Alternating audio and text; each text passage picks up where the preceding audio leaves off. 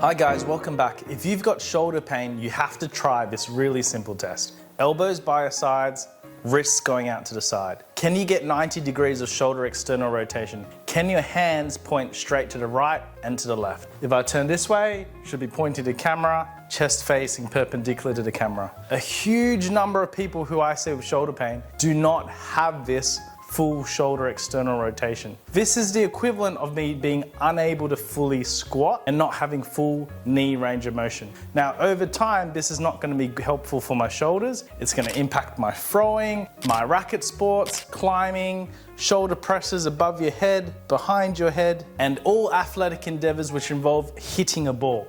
It also, in my opinion, causes an increase in stiffness in your rotator cuff muscles, which I do think makes sense. And over time, that can cause bursitis and even small tears. So this is super underrated. Make sure you have good range of motion here. I see a lot of bodybuilders who are focused on building their really big muscles of their chest and their deltoids, but they fail to keep external rotation in the optimal range.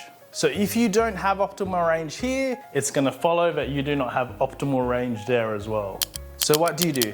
So first thing, let's start with your external rotation in this position, which is a neutral shoulder position, and your shoulder's going into external rotation. Now the first thing you can do is get a stick and just pull it out to the side. If you pull it far enough, you'll feel a stretch at the end. Hold it there for a little while and bring it back in, and just repeat that. When I'm going this way, that's what it looks like. Elbows tight by your sides, pull it out to the side till you feel a stretch in your shoulder. Let's say I've got this rubber band attached onto a firm surface like a doorknob or something, or a pillar. Elbow by your side, same thing. Now we're going to strengthen it. We want full range of motion. I see too many people stopping halfway. Try to go through the full range of motion. I know the resistance curve on the band may not be equal, but try to go all the way because full range of motion is important. Even pause at the end. You'll be surprised how difficult this is, particularly if you don't have full range of motion. Now lying on your side. Now for females, I say usually about 3 kilos is a good standard or medium. Males, at least 4 kilos. But if you're more athletic, you need to be going 5, 6, 7 or more. So on your side, you could put a towel there to prop it up if you've got a bit of a dip in your abdomen, into your belly button, up to the ceiling, into your belly button. Again, I've seen so many people with shoulder issues, they can only go to there or there. Try to get full range of motion. Again, if I lie on my back, this time I'm going to let the dumbbell carry my shoulder down to the floor. So elbow's going to stay tucked by my side, and I'm going to let that dumbbell drop all the way till it's level with the bed. Another great way to stretch your shoulder out.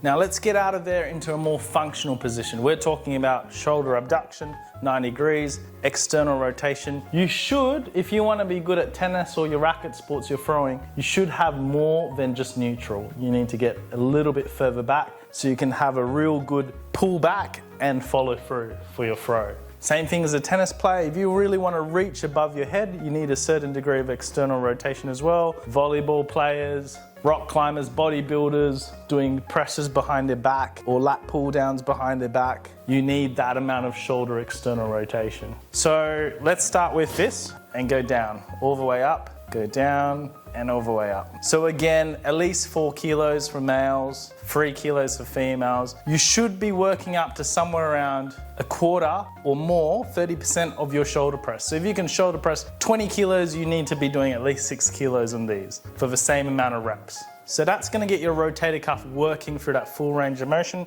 It's going to get your posterior cuff strong. To stretch it, use a stick and go like that. Again, hold it at the end of range. If I had a rubber band attached to a doorknob, elbow out by my side, I want to be pulling again at the end of range, holding for a little while. We want to hold because I want you to build strength and tension at the end of range. And also we're going to do the same thing, lying on the bed, face up, elbow out the side at 90 degrees and going down. It's ideal to get your shoulder past that 90 degrees, even add a pause at the end. Now, muscles which are typically restricting you from going into full shoulder external rotation, in my opinion, will be your pecs. So stretch your chest out. Really get full chest stretch where your chest is up nice and tall and really hold your shoulders back and together. You'll feel a great stretch. Even add some thoracic extension into that to really open your chest up. You can do this with one arm against the wall and try to turn your whole body into the room. So if my arm's against the wall, I need to be turning my whole chest to face the camera. The lats tend to be another culprit. I like to do a really simple stretch where you hold your elbow behind your head and really tip to the side until you feel a really good stretch down the side of your body. Finally, let's get you lying prone.